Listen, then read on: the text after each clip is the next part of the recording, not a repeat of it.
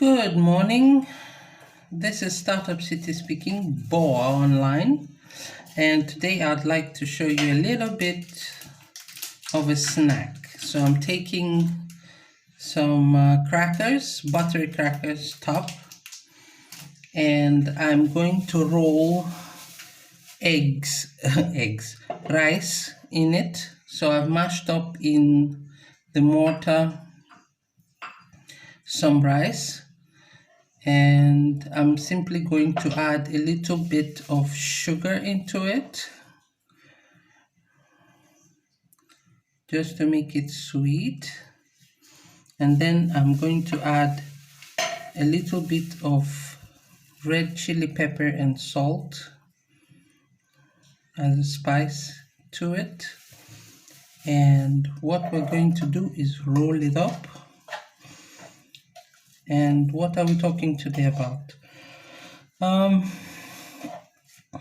Communication is the first thing that is important when it comes to doing business. And communication is not just only based on verbal interaction. A lot has to do with body movements.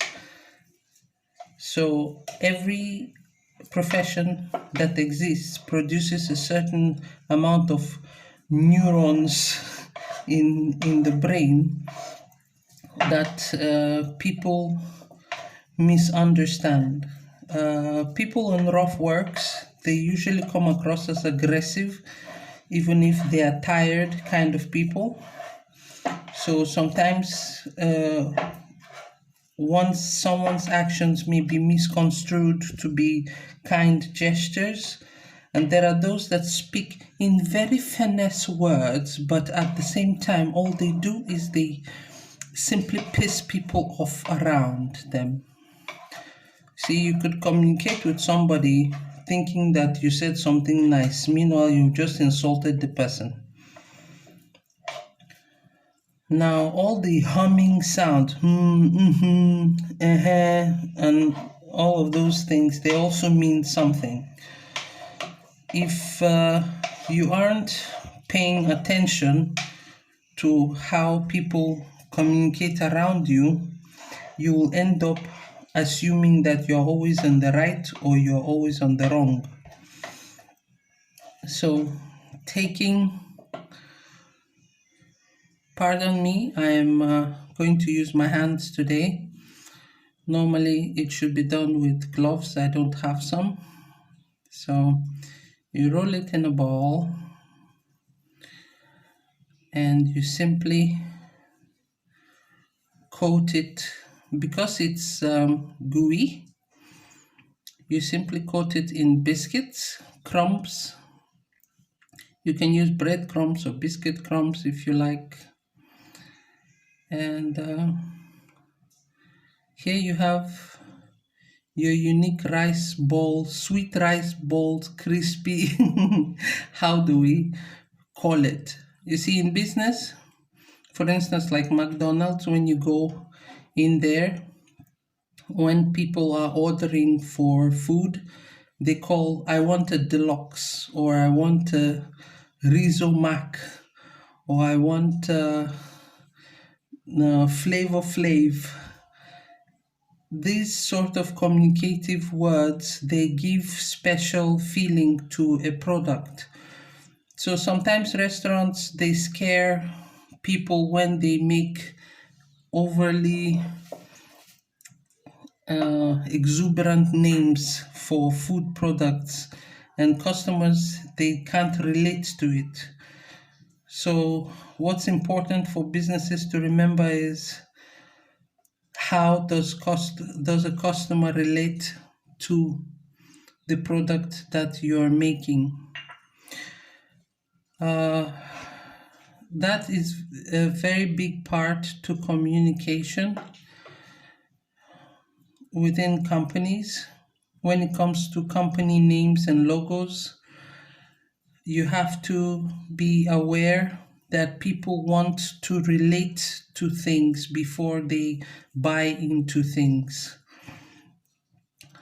Customers have the right to be choosy. about what they want and how they want to hear it.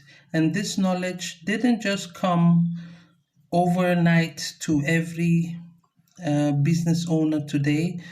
It's a research that has been made over time on branding and user interface, things like that. And words of different industries need to be re reevaluated, because you have to find out why certain customers will buy from one person and why the same customer will not be able to sell into another.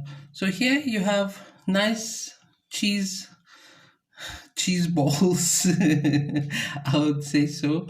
Rice balls with spices, and I could call it some fun name, you know.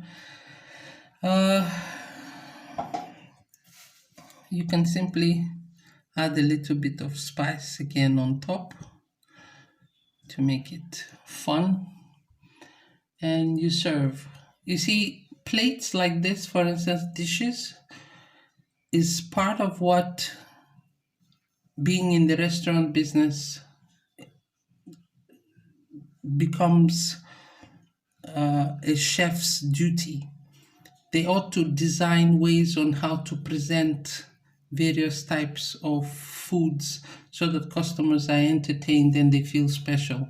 And from there, they also make their money as manufacturers. So if you think that opening a restaurant doesn't mean that you have to only cook, you will be seriously mistaken. You always have to think about what's the next gadget or tool to invent in order to make things work. Thank you very much for today. Boa speaking, Startup City.